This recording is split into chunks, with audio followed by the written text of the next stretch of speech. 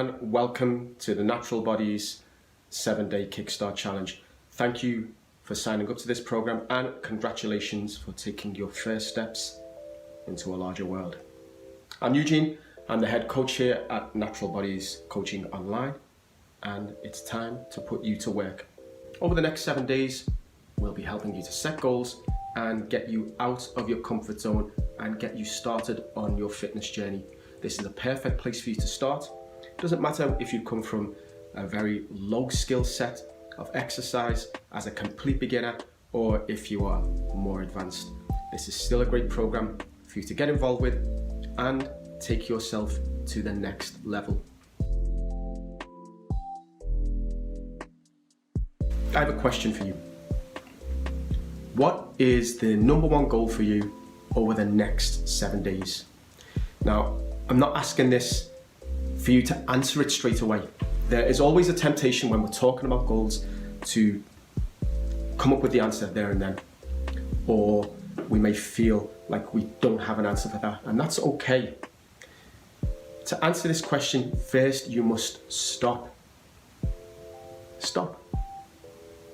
What I want you to do is, as this is a 7-day kickstart challenge and it is a fitness challenge or health and fitness challenge, what I would like you to do is, if you don't know what you would like to achieve at the end of these 7 days, get out a pen and paper, pros on one side, cons on the other. If you don't know what you do want, write down a list of things that you don't want. That will give you the indicator of the things that you do want. So let's look at the programming, or our physical fitness at least. And let's be realistic, we only have 7 days. So what I would like you to do is to take 3 goals that you would like to achieve in the next 7 days. Write them down somewhere where you can see them and make sure that you check in with them over the next 7 days. Download the PDF for goal setting below. Don't feel under any pressure to answer the questions right away. Take your time, think about it. It has to be worth it. Is it achievable within the next 7 days? If it's not, then it's probably too big a goal. Now, in our 12-week programs and in our online memberships, we look at goal setting over a longer extended period of time.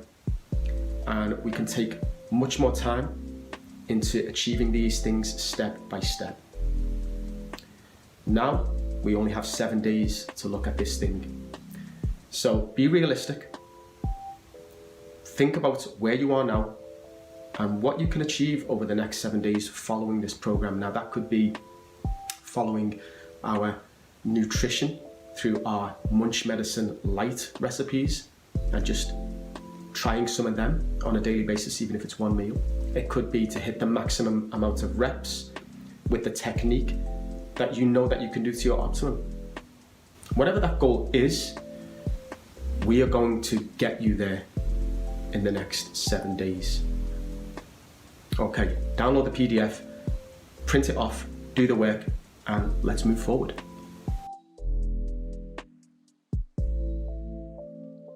Before you start on program 1, we want you to do a physical assessment. Now, don't let that scare you.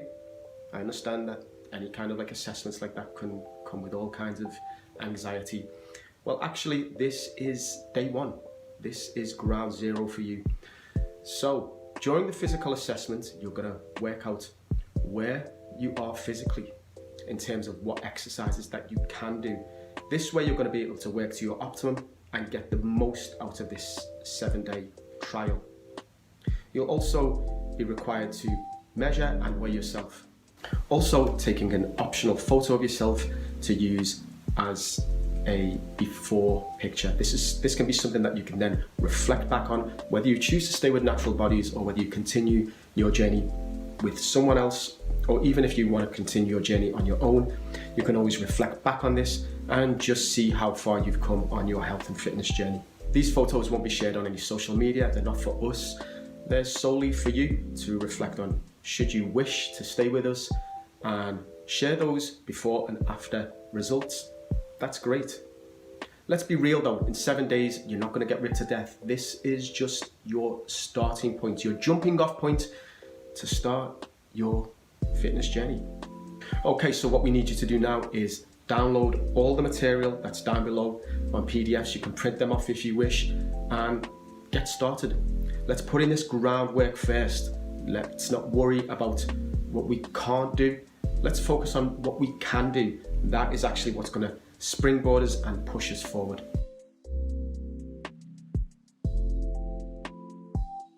We'll begin the majority of our warm-ups with a wrist warm-up.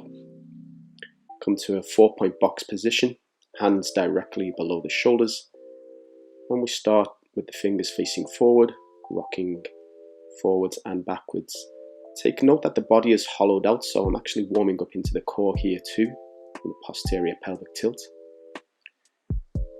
Second, we will take the fingers out towards the side, just outside of shoulder width, pushing the floor away and moving from side to side. Continuing to rotate the hands, this time with the fingers pointing towards the knees.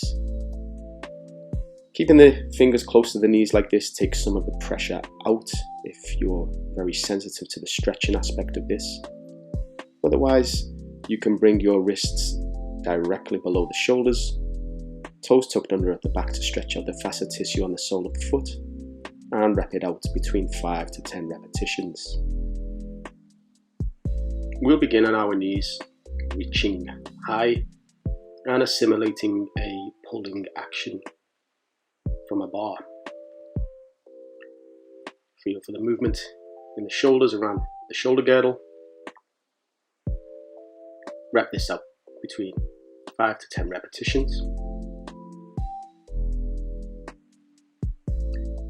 Moving on further down the arm to the elbows, elbow rotations between 5 and 10 per direction.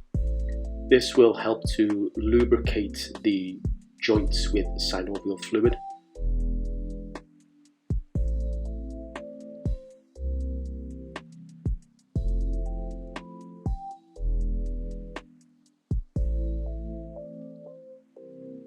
We'll move on to our crescent lunge to half split. When I'm in my crescent lunge here, the front leg, the knee is directly above the ankle. And as I shift back towards the half split, my back leg, the hip is directly above the support knee. We're looking at being on the edge of the sensation here. No stretching should be torturous, and just off the edge of my maximum. You can rep this out anywhere between 5 to 10 repetitions per side, and you should be able to breathe as normal.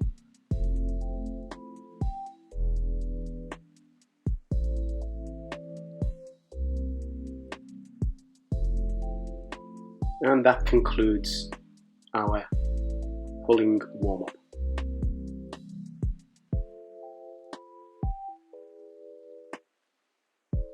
We'll begin our push-up progressions with an incline push-up.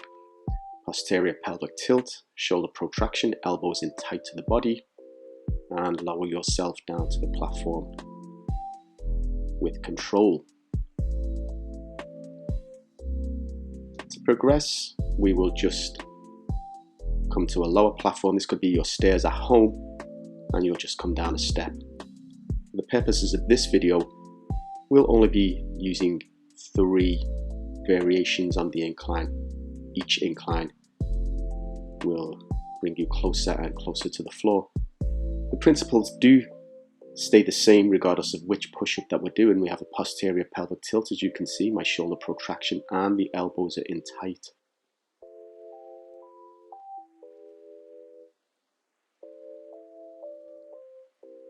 Once we're comfortable with that, we will progress to a kneeling push-up. And again, as you can see here, we want the elbows in tight. What we don't want is the elbows flaring out like this. Inner elbow faces forward, posterior pelvic tilt, shoulder protraction, elbows in tight, and lower with control, pushing back up to the top position. And finally, we come to the push-ups. So we're going to come into a plank position, high plank, hands directly below the shoulders, posterior pelvic tilt, shoulder protraction, elbows in tight. You can see that the elbows are directly above the wrists as we lower ourselves, and once we come back to the top position. Be sure to choose a progression that you can perform with good technique. Set yourself below the bar at about a 45-degree angle with the body straight. Begin the movement by retracting the shoulders and pulling your chest towards the bar. Arm placement should be about shoulder width, maybe slightly wider. Lower yourself with control. Let's look at this from another angle. You can see that my body line is straight, and then I'm pulling my chest toward the bar. Everything is under control whilst performing this movement. When holding a plank, we want to make sure that we have a few micro movements dialed in here. These cross through most variations of the plank. Here we're in a low plank, a kneeling plank rather. Posterior pelvic tilt and shoulder protraction, working into our straight arm scapular strength. You'll notice in the next video, which is a kneeling forearm plank, that my shoulder protraction is still on and my posterior pelvic tilt is on.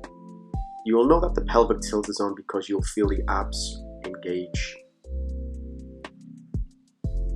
As we move on into the side plank, we are going to begin actually in a high plank. Hands directly below the shoulders, shoulder protraction is on, posterior pelvic tilt is engaged, and then from here we are going to flip over to one side. Level 1 here, the leg is out front and offers some support. Less support as we bring the foot closer to the opposite ankle. And then the third level, we would stack the ankle on top of the bottom foot and hold. As far as holding is concerned, we'd be looking anywhere between 30 to 60 seconds. As we come on now into our forearm plank, again the same principles still apply, having that posterior pelvic tilt on and that shoulder protraction. Notice that my hands are separated and my palms are flat. And finally into our high plank, hands directly below the shoulders, the inner elbow tracks forwards, shoulder protraction and posterior pelvic tilt. And then all you have to do is hold, which is easier said than done. Enjoy. We'll look at the hollow body progressions starting with level 1. Let's lay on the back. Posterior pelvic tilt. This allows the lumbar to have contact with the floor. Get your shoulders off the floor, bring your knees to a 90 degree and lift them towards the chest, just hold. Further on from there, we'll extend the legs into the second variation, lowering the legs to make the exercise more difficult, and finally adopting a handstand position whilst laying down for level 4. You're going to hold this anywhere between 30 to 60 seconds. Be sure to work the variant that works for your level.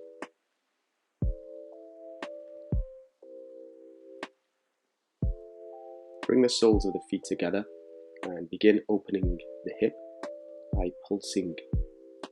You can either do this for reps or for time. Once your pulsing is complete, fold at the hip and start to bring yourself forwards. Keep the breathing nice and steady. You're going to hold, find more release with the exhalation and drop a little bit further. You can hold this pose anywhere between 30 to 60 seconds. Just focus simply on the breathing.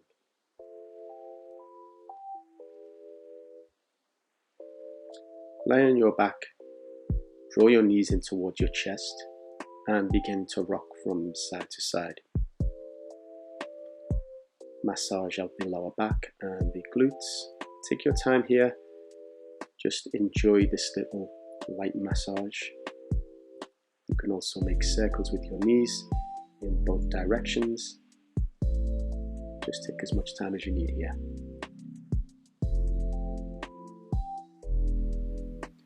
Lay on your back and draw your right knee towards your chest. Extend your left leg. Take your left hand onto the right knee and pull your right leg across the left side of your body. Extend the right arm and take your gaze along the right arm. Be sure to keep the shoulders on the floor for this. You hold for anywhere between 30 to 60 seconds. As we transition off to the opposite side, we can take some time here to fit in a little spinal rock. There's no rush with this. This is part of your cool down and your flexibility conditioning. Take your time to breathe, all inhalation and exhalation through the nose, and make sure that you're breathing deep and full to the belly.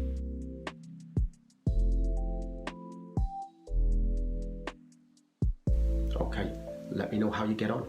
Add the comments in the section below. Okay, let's do it.